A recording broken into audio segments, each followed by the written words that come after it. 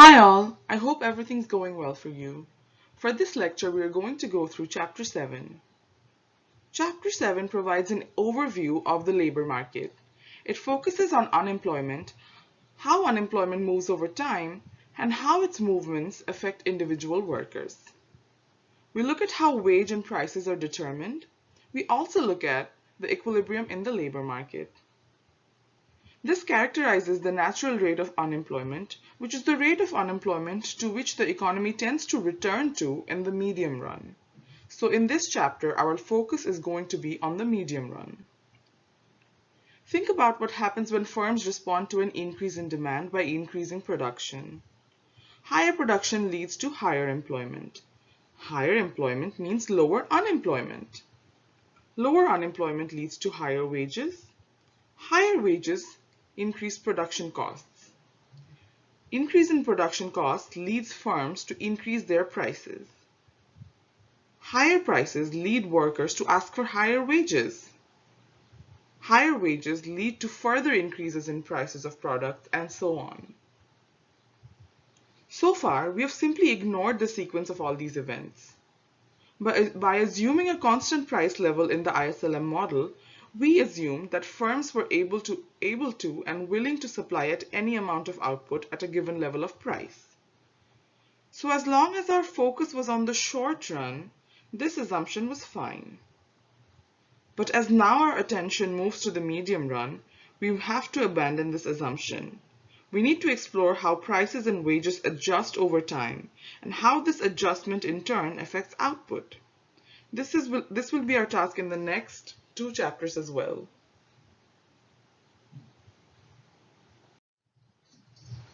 Now let's think about 2 different airports. First, an airport that is very crowded, but nobody is there for more than an hour or 2 as they quickly move on to their destination.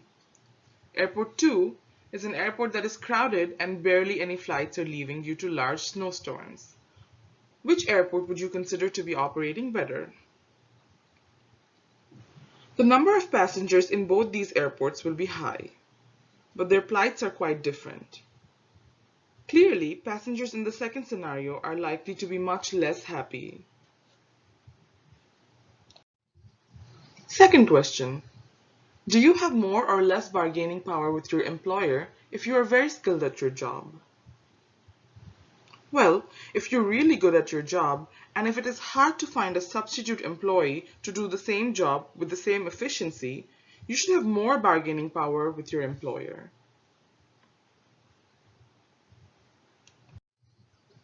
Third question. Do you have more or less bargaining power with your employer if you have an outside option to fall back on? Well, if you have an outside option to fall back on, you have more bargaining power because even if it doesn't work out at this job, you can easily go for the other one. Fourth question. Do you think you have more or less bargaining power with your employer if there are a lot of workers with the same skill level as yours? Well, if there are a lot of other workers with the same skill level as yours, you have less bargaining power because your employer can easily replace you if you bargain for a higher salary. Fifth question. When bargaining over a wage, does the cost of living factor into your decision to accept a wage? Is it the current or expected cost of living that matters more? Definitely the cost of living is a big factor influencing a person's decision to accept a particular wage level. You want to earn enough to cover the cost of living for the current period, but also want to earn enough to cover the cost of living in the future. People's expectations about future cost of living affects current decision to accept a wage, because wage rates are set for a fixed time period, during which prices may increase. Now we are going to take a short tour of the US labor market. The non-institutional civilian population represents the number of people in an economy who could potentially work. It is the total number of people in a country or a region who are older than 16, not in the military, and not in prison. This definition of non-institutional civilian population includes the people who are eligible to be in the labor force. It would make up the denominator when calculating the labor force participation rate. Recall that we previously talked about the labor force, employment versus unemployment, and how to calculate the labor force participation rate. Now let's look at how the total US population is divided in terms of the labor force. Total population is divided into non-institutional civilian population and those in the military and in prison. The non-institutional civilian population can be divided into the civilian labor force and those out of the labor force. People out of the labor force are neither working nor looking for work. This may include homemakers, retired individuals, discouraged workers, etc. The civilian population, the civilian labor force is divided into employed and unemployed. That is those who are working and those who are officially looking for work.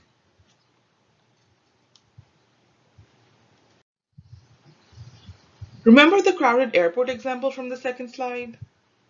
An airport might be crowded for different reasons. Maybe there are a lot of planes coming and going, and passengers are quickly leaving and arriving at the airport. Or it may be because of cancelled flights. While the airport is crowded in both situations, the first scenario is more favorable. We can apply the same logic when we look at the unemployment rate. Very similarly, the unemployment rate may reflect two different situations. First, the unemployment rate can reflect a very active labor market where workers are leaving jobs and finding jobs at a quick rate. Therefore, they're moving in and out of unemployment at a very quick rate. Workers leaving jobs is known as a separation and finding a job is known as a hire. Second, the unemployment rate can also reflect a very sluggish labor market where labor turnover is really low. Few people are finding jobs, few people are leaving their jobs, and hence people are staying unemployed for longer times. Data on the movement of workers in the US is calculated using a monthly survey called the Current Population Survey, or the CPS. Below is a figure of the average monthly flows of workers from 1994 to 2011. The flow of workers in and out of employment are very large. There are an average of 8.5 million separations every month, that is, 8.5 million people are leaving jobs every month.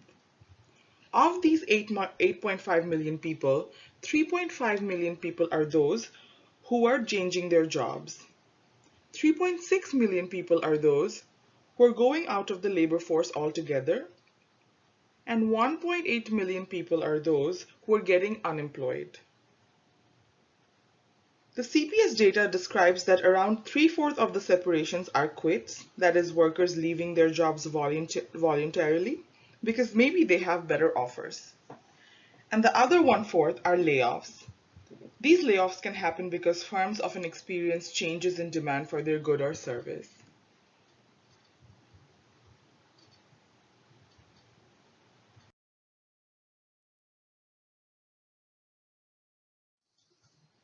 Now we need to think about why there are so many people leaving the labor force when separated from their job.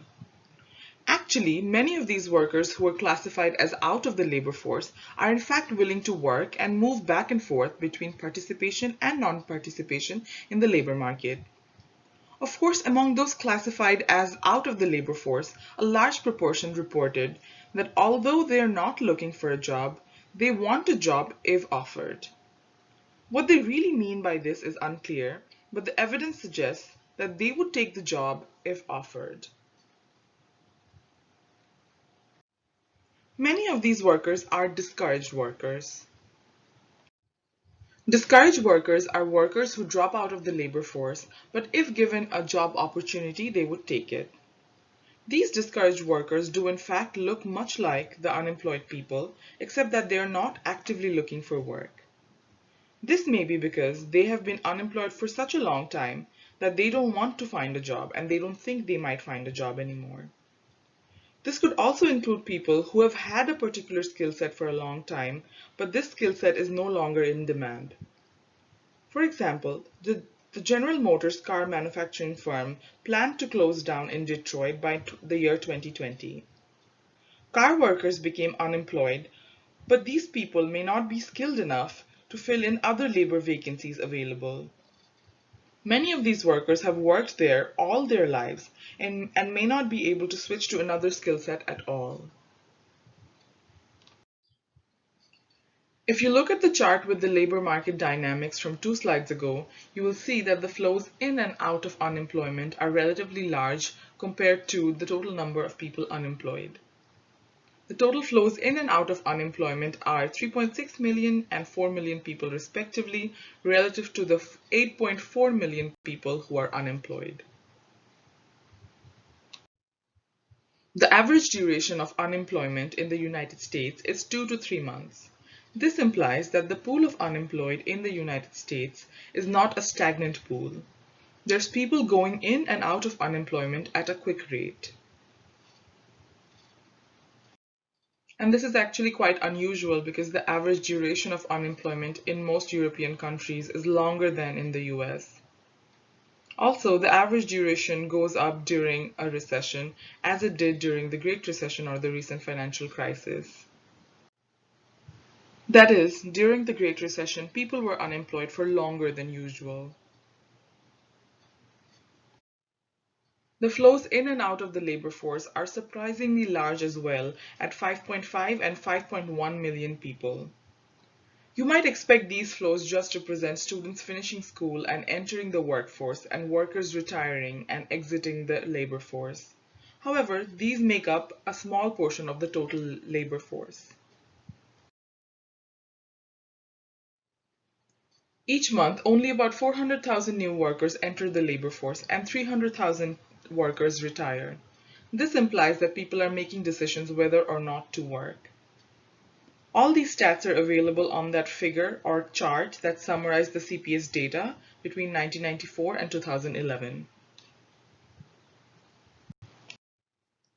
Now let's look at the evolution of unemployment over the years. From 1950 until the 1980s, the average unemployment rate was steadily rising from about 4.5% to about 7.3%.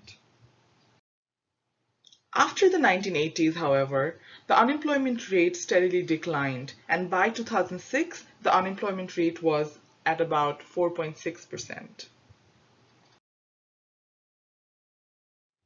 In 2006, it seemed as if the trend has been reversed. But as you know, that the Great Recession happened shortly after that, and the unemployment rate began to increase again.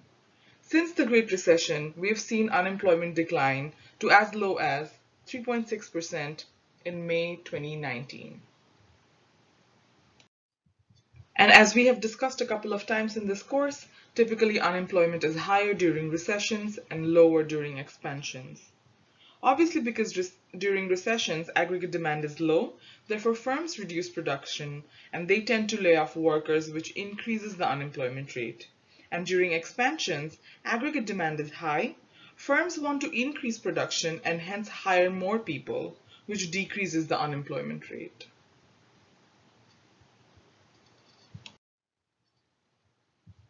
When studying the fluctuations in unemployment, we are mostly concerned with two primary questions. First, how does the aggregate unemployment rate impact the welfare of individual workers? And second, how does the unemployment rate affect the wages or the wage level in an economy? One of the main reasons why employers would fire workers is to reduce costs. Firms lower their employment costs in two ways. First, they can hire fewer new workers. Second, they can lay off current employees. Typically, firms prefer to slow down or stop hiring. But if this isn't fast enough and cost of production is not declining, the firms will resort to layoffs. Firms' decisions on hiring and firing obviously impact the labor market. If firms hire fewer people or stop hiring at all, there's going to be fewer jobs posted. And if there are fewer jobs posted, workers flowing out of the unemployment pool is going to slow down, and there's going to be more competition for the already few jobs posted. Layoffs will further increase the unemployment pool even more as more unemployed workers are being added to the pool. As the pool of unemployed begins to fill up, the percentage of unemployed who find jobs will begin to decrease, which means that they can expect to spend more time being unemployed, as it happened during the Great Recession. As the number of unemployed people in an economy increases, the probability that unemployed workers will land a job from a limited pool of jobs also decreases, which means that the unemployed workers can expect to stay unemployed for longer. This implies that unemployment brings in more unemployment and explains the proposition that the equilibrium value of a variable depends on its history. Additionally, it is thought that if there is a long period of high unemployment, the long-run equilibrium level of unemployment is all else equal permanently increased.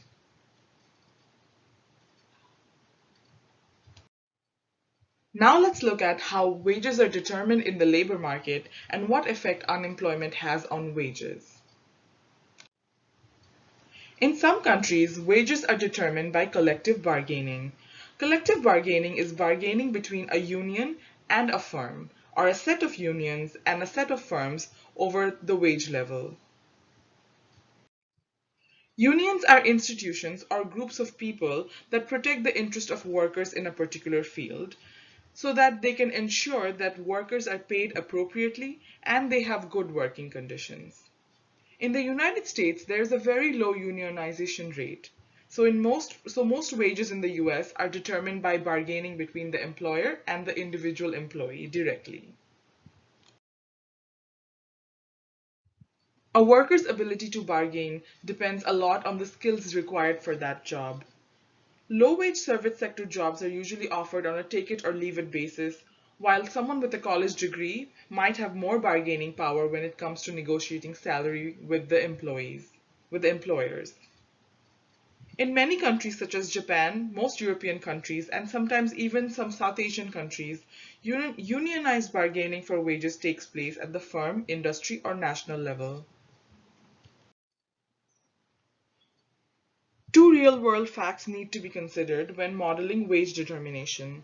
First, workers are usually paid more than their reservation wage, which is the wage that makes them indifferent between working and not working. This reservation wage will depend on labor market conditions. Oftentimes, in reality, the wages that make them indifferent between working and not working is really low.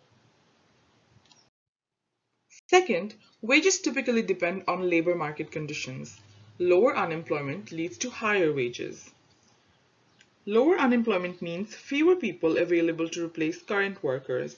Hence, workers are in a position to negotiate for a higher wage rate. The degree of bargaining power that a worker has depends on two factors. First, the cost of replacing that worker. If the cost of replacing that worker is high, that worker will have more bargaining power. For example, think about a neurosurgeon. The cost of replacing a neurosurgeon is really high because it takes years of education to become a neurosurgeon. Hence, a neurosurgeon is in a better position to bargain for higher wages. And that is why you will see that neurosurgeons tend to earn a lot. On the other hand, replacing a McDonald's worker is not very costly.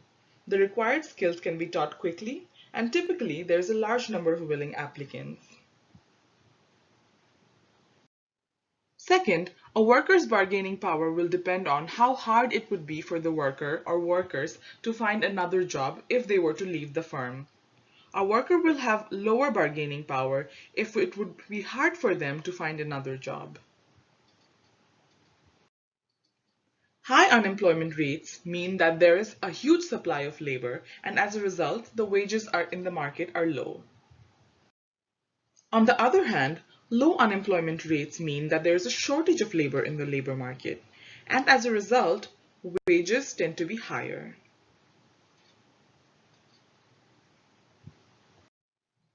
Regardless of bargaining power of workers, firms may want to pay wages above the reservation wage. Assume a situation when workers have no bargaining power. If the firm only paid the reservation wage, workers would be indifferent between staying and leaving. But firms usually want to keep their employees around if the cost associated with training that employee again or training a new employee again is really high. Also, paying higher wages above the reservation wage are known to make employees happier and more productive. One popular example of this is Henry Ford, the founder of Ford Motor Company. He paid higher wages to reduce turnover rate and absenteeism. Turnover rate is the rate at which workers are joining and leaving a company. Firms prefer a low turnover rate because it reduces costs of training new workers. Paying a wage above reservation wage increased productivity at Ford Motor Company. Paying a wage above reservation wage makes it more attractive for workers to stay and keep working there. It decreases turnover rate and increases productivity. The efficiency wage theory says that workers are paid more than their reservation wage to reduce turnover and increase productivity. Efficiency wage theory also states that wages depend on the nature of the job and on labor market conditions. Labor market conditions refer to the supply and demand of labor in the economy. This could also include unemployment rate, the power of unions, etc.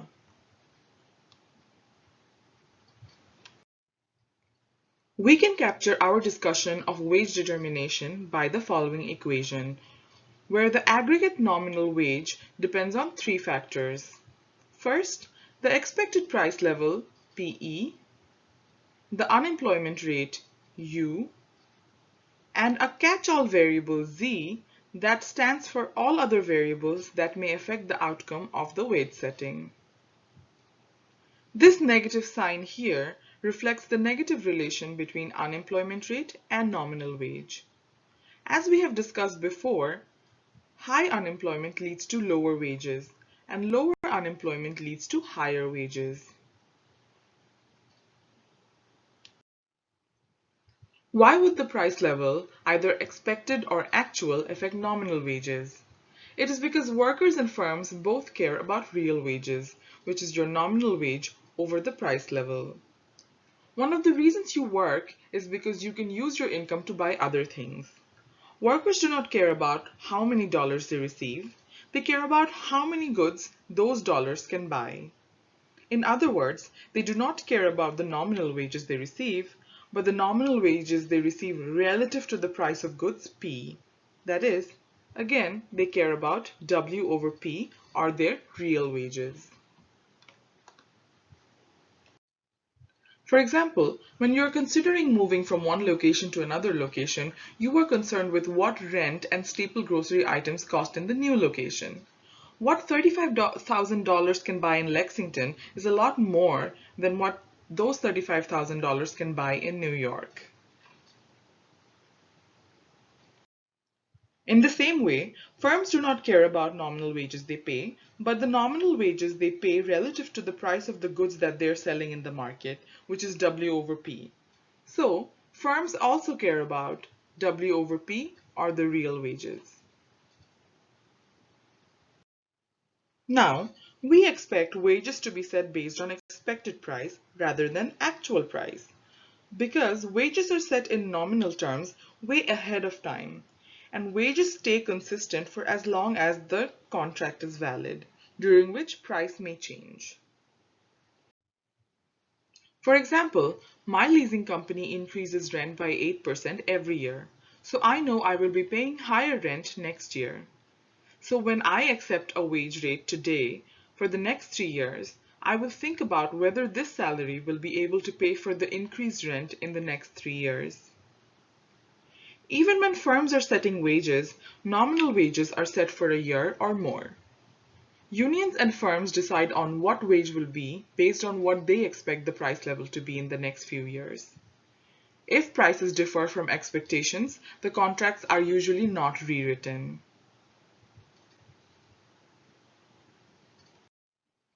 Now let's think about some of the factors that could be included in the catch-all variable z. The first is unemployment insurance. It is the payment of benefits to workers who have lost their jobs. Increase in unemployment insurance increases z, which in turn increases wages according to the wage setting equation.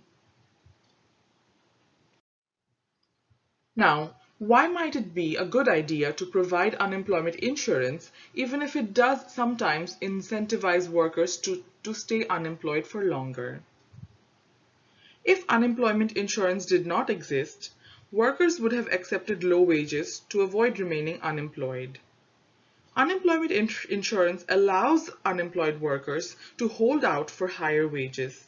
It gives them the bargaining power to negotiate for higher wages. Another factor that could be included in Z is the minimum wage. Recall that the minimum wage is a wage set by the government, and firms cannot pay their workers a wage lower than that.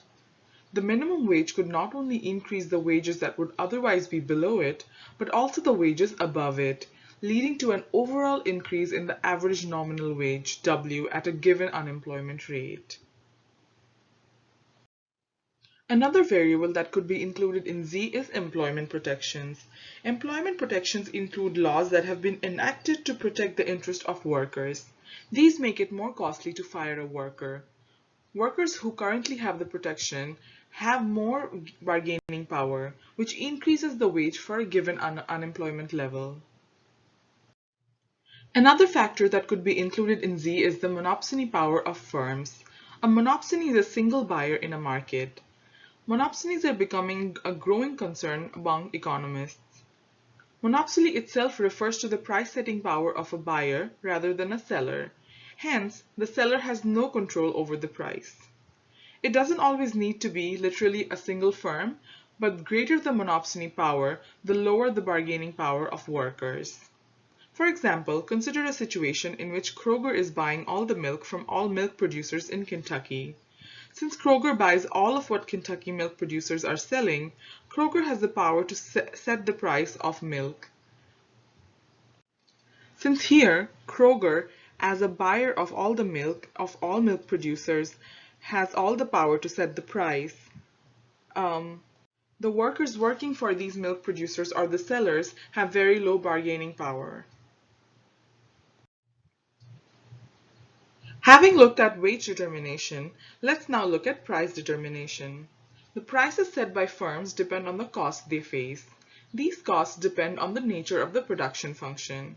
We will assume the following about the production function. First, the production function exhibits constant returns to scale in its inputs.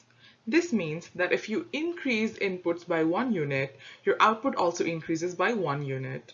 If you increase your input by 3 units, your output also increases by 3 units. This is called exhibiting constant returns to scale. Second, we also assume that labor productivity is our only input. These two assumptions allow us to identify a production function with the following functional form. Y equals AN, where Y is your output or your production, A is your labor productivity, and N is the employment level. Further, to make things simple, we will assume that labor productivity is constant. Since it's assumed to be constant, we can set it equal 1, and now your production function is simply Y equals N. But how do we determine price? The production function Y equals N simply implies that the cost of producing 1 unit of output is the cost of employing 1 more worker at wage W. Micro courses have taught you that in a perfectly competitive market, price is equals to marginal cost. Here, your marginal cost is the cost of employing 1 more worker, which is W. Hence, your price is equals W, that is your nominal wage. However, if firms have market power, they can charge a price above the marginal cost. This is known as a markup over the wage on price. This equation is called the price-setting relation. Here, M is the markup, and it captures the degree of market power. If markets are perfectly competitive, then M is equals 0, and your price is back to marginal cost equals W, or nominal wage.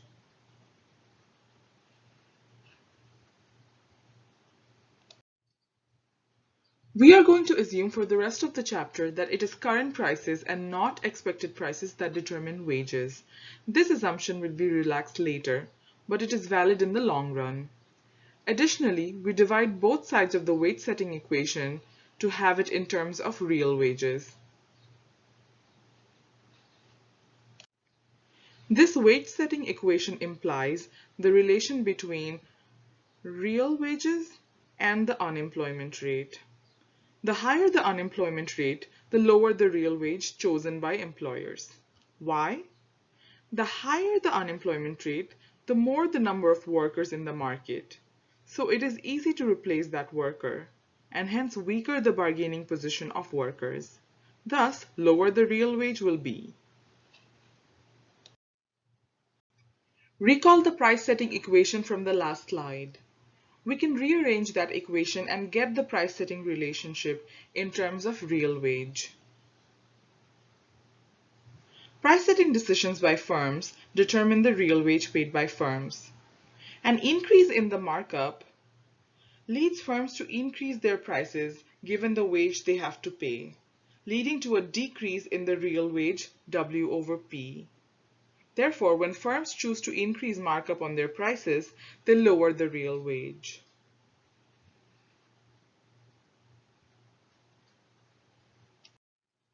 The wage setting relation and the price setting relation can be graphed as follows. The intersection of the price setting relation and the wage setting relation gives you an equilibrium of A, at which your equilibrium wage is 1 over 1 plus M, and your equilibrium unemployment rate is UN. This unemployment rate is called the natural rate of unemployment, or as the book says, structural rate of unemployment. This is the rate of unemployment that naturally arises due to the structural factors of the economy. So even if everything in the economy was all right, you would still have an unemployment rate. This reflects the short time people are unemployed between jobs.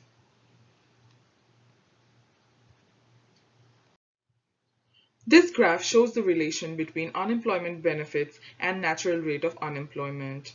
Recall that unemployment benefits is a type of unemployment insurance that was included in the catch-all variable Z.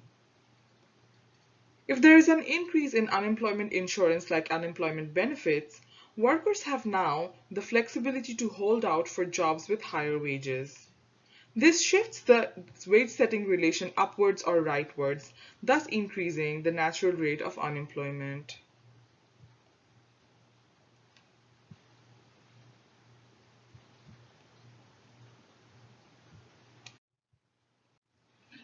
This graph shows the relation between markup price and the natural rate of unemployment. If firms increase the markup over wage on price, this increases P. If P increases, W over P falls, which means your real wage is falling. Let's suppose that your real wage falls to 1 over 1 plus M prime.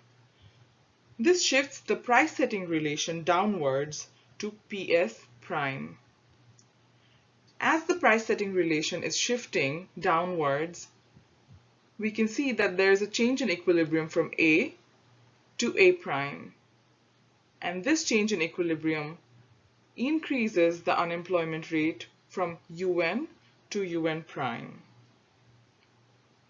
Thus, as we saw, an increase in markup leads to an increase in the natural rate of unemployment.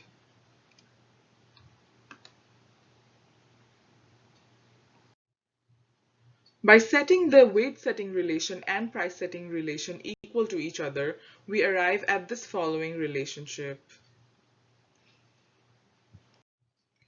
This equation tells us that both Z and M can change the equilibrium rate of unemployment. As we saw in the last two slides, An increase in the unemployment insurance or unemployment benefits and an increase in markup can increase the level of unemployment in an economy. Recall that your unemployment rate is equal the number of people who are unemployed divided by the labor force.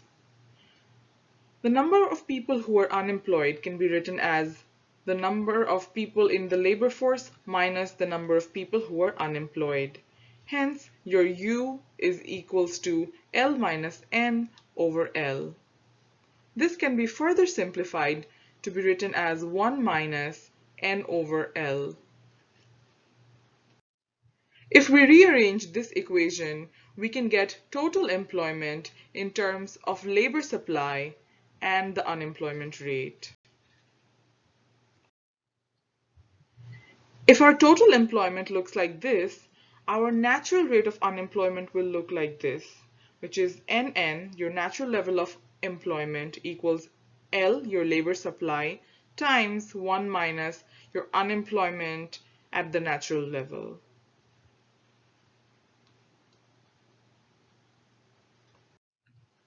We can get to the natural level of output by plugging in the natural level of employment into this production function.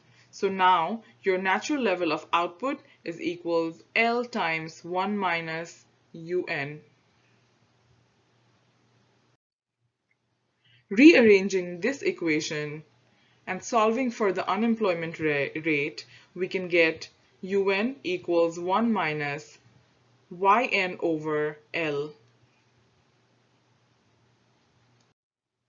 Plugging this equation into the equilibrium between the wage setting and the price setting equation, we get this following equation. The natural level of output can hence also be pinned down by the equilibrium in the labor market.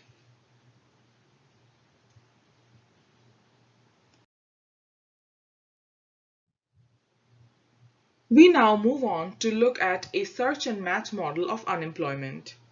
We can model unemployment as a matching process where there is a chance in every period that any given unemployed worker will find a job that they match with. And there is also a chance in every period that any given employed worker will be laid off. Let's assume that the number of unemployed finding jobs in period T is FUT, where F is the probability of a worker finding a job. Furthermore, the number of employed workers losing their jobs in period T is S times ET, where S is the probability of a worker losing their job. Here, the labor force in period T is LT, which is equals the total number of unemployed people at T and the total number of employed people at T.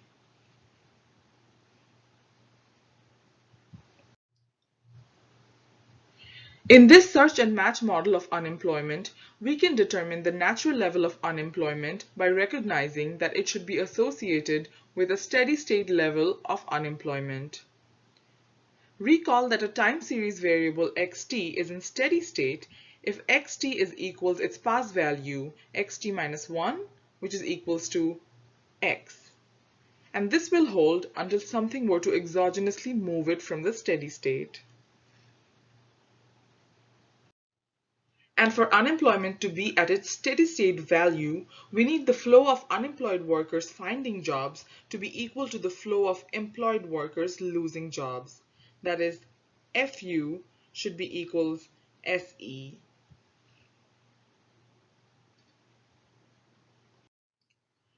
Recall that the number of employed people is equal to the labor force minus the number of unemployed people. We can use this equation and substitute it in our FU equals SE equation to get this further equation. Then you can divide both sides by L.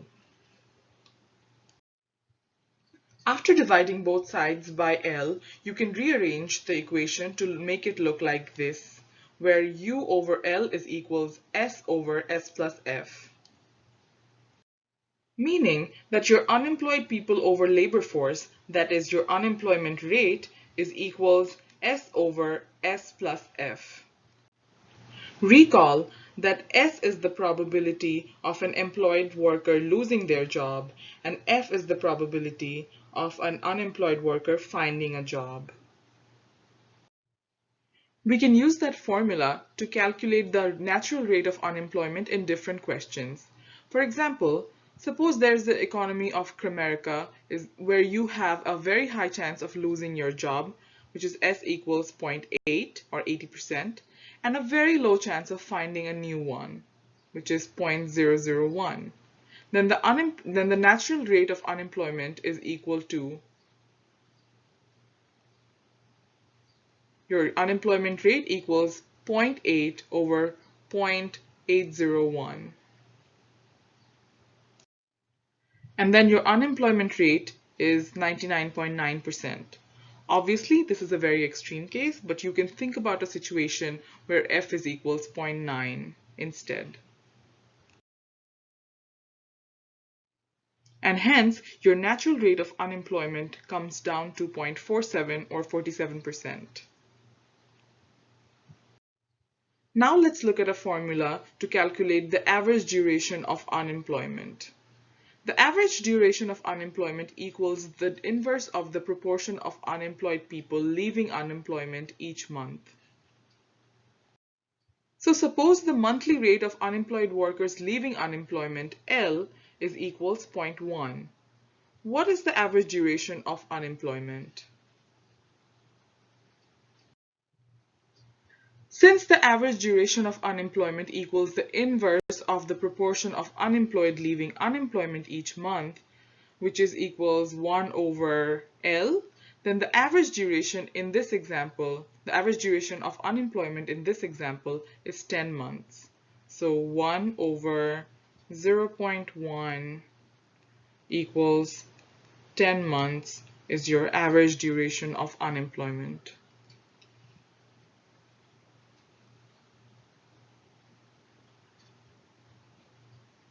So I've reached the end of my lecture. Please let me know if you have questions. Have a good day. Bye.